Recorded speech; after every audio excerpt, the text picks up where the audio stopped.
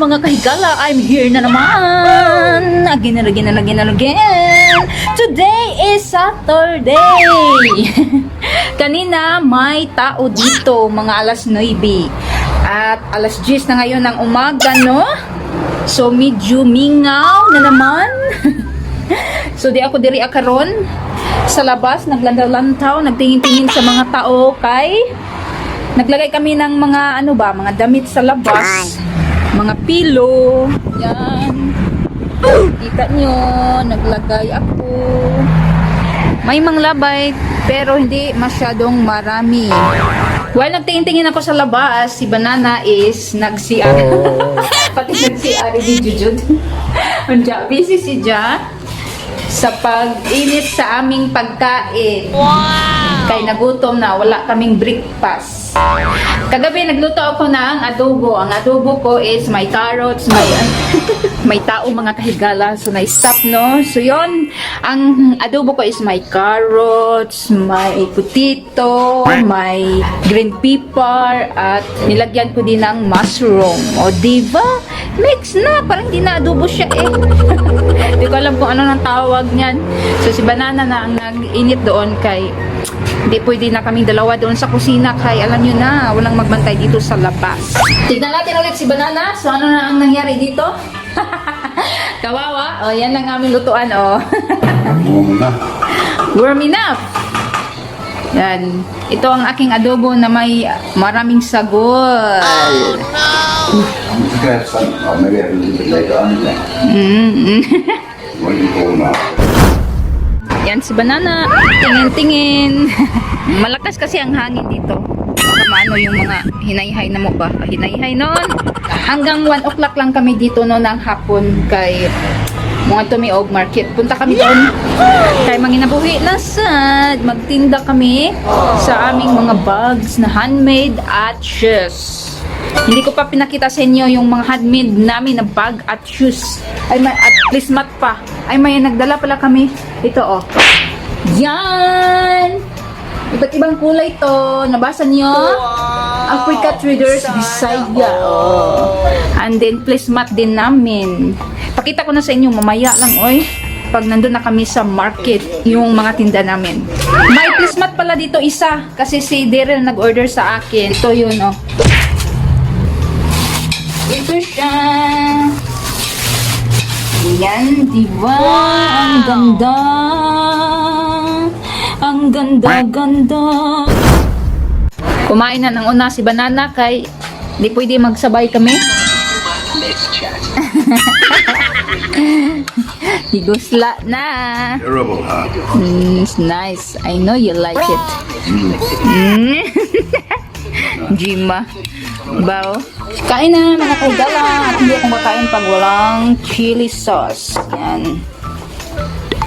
Tapos naman si Banana kumain. Ako na naman. Lamig kaayo. Si Banana dun sa kabila para magtingin din siya. Ang kaon na. Kaon tagdaghan. Kasi sa market, nag-start ng 4 till 9 p.m. Taas ang oras. Oh no!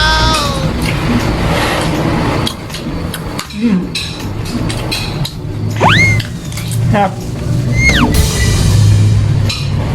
Sarap ng luto ko, guys.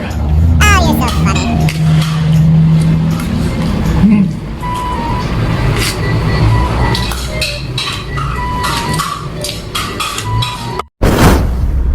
Papunta na kami ngayon mga kahigala sa market sa Lawrence Ford, Somerset West. Medyo maaga kami, so ito ang dinadaanan namin. Nakita nyo na medyo madumi kasi mostly ang nakatira dito is mga itim. Ganito talagang mga itim mga kahigala. Hindi marunong maglinis. So nakita nyo yan, Somerset West. Moni ang akong kaganahan diri sa Somerset West mga kahigala. No? Kaya napakalimpyo. Kita nyo naman ang aming dinadaanan na napakaganda. Makawala ng problema. Char. Anyway mga kahigala, ang market mag-start ngayong 4 o'clock pa, pero maaga kaming pumupunta ni Banana, ulala, para may time kami sa paghakot-hakot, mag-carry sa aming mga gamit. Kaya alam niyo naman na wala kaming pangsuhol sa mga katawan, kaya nagnihit ang kwarta. 2 PM pa dito mga kahigala, so medyo may oras pa talaga kami, no? Pwede tayo maglangan-langan, magkiay o carry sa mga gamit, kay lagi, taas pa og oras. I-pray niyo naman kami mga kahigala na sana may mabinta kami, para naman may pangbayad kami sa renta dito. Ang mahal ng renta dito mga kahigala, makaigita og popcorn, 300 rand. Sana makaluyan kami. Yan na mga kahigala, papasok na tayo sa magagandang lugar. O diba, nakita niyo mga kahigala, marami silang tanim at hindi ko alam kung ano to, grapes ba to, or ano, hindi ko alam mga kahigala. Basta, binibidyohan ko lang para makita niyo kung gaano kaganda ang Lawrence Ford. Char, char, char! Malapit na tayo mga kahigala. Nandito na kami sa Lawrence Ford mga kahigala, pero si Banana muna lumabas. Kasi nagtanong siya kung saan kami na pwesto ba. And then magbayad din siya kasi may bayad. So, waiting muna ako sa kanya. Sa wakas mga kahigala, nakatapos na kami sa pag-arrange. Nakita niya na may basket, leather na shoes, bag. Yan lahat mga kahigala is handmade. Tapos si Banana is nagpahid na og tissue kay lagi gisingot kung umabante sa kinabuhi. At ako naman is waiting sa customer na sana may customer mga kahigala. Uy, namupalit no. So nagtabon-tabon ko sa akong kilikili kay lagi perting itungan. Awa pa ko. May uwa pa. And then, may nagkanta-kanta po diring dapitan mga kahigala diri as stage. Medyo di na maklaro, no? Kay medyo ladyo man lagi ko. Makainlab po dagi diyang tingog mga kahigala. Char, inlab noon. Bitaw ang mga tao po at nalingaw sa injahang kanang kanta. While nag-inom-inom na kankaon. Pati si Banana while naghuwat. Gusto may nagsasadyaw po siya. Uy, kanalingaw po siya. Sadyaw pa more. Ito ang front na tinitindahan namin mga kahigala. Nakita nyo na may nagtinda din na basket. Pero yung basket nila is plain lang ba? Sa amin kasi kulay-kulay. At maganda yung sa amin. Char, chok lang. Uy, medyo mahangin sa labas mga kahigala. 9:30 na mga kahigala, 9 o'clock nag-close ang market, pero 30 minutes din kami nung nagkakot-hakot og balik sa among mga tinda doon sa sasakyan. Thank you so much Lord, nahalinan mi og tulo ka bag. And good night mga kahigala, medyo katugon na mi og gikapot. 3 days later. Pasensya na kayo mga kahigala at hindi na ako nakabalik sa inyo nung Saturday sa gabi. Kasi nga alas 10 na kami dito dumating sa bahay. 'Di ba? 9 kami natapos doon, tapos naghakot pa kami sa aming mga tinda. So 9:30 talaga, so biyahe pa. So 10 o'clock na talaga kami dumating dito. Napagod kami at inaantok na, kaya hindi na ako nakapag-update sa inyo. And kinabukasan, bumalik na naman kami doon sa market alas 8 ng umaga. So talagang pagod no, at wala talagang time sa pagbablog. At hindi na lang din ako nag-vlog doon kasi nga same lang naman yung mga arrangement namin ng mga bag, mga ganun, same lang. So medyo maaga kami umuwi sa Sunday, alas 3 na ng hapon at 5 o'clock nagsimba kami. So ayun, ito pala ang nabenta namin mga kahigala no, Saturday to Sunday. Sa awa ng Diyos nakabenta kami. Okay lang kahit hindi marami, at least mayroon. So pasalamat pa rin tayo sa ating Panginoon, 'di ba? Kasi hindi tayo na zero balance. Always tayo magpasalamat.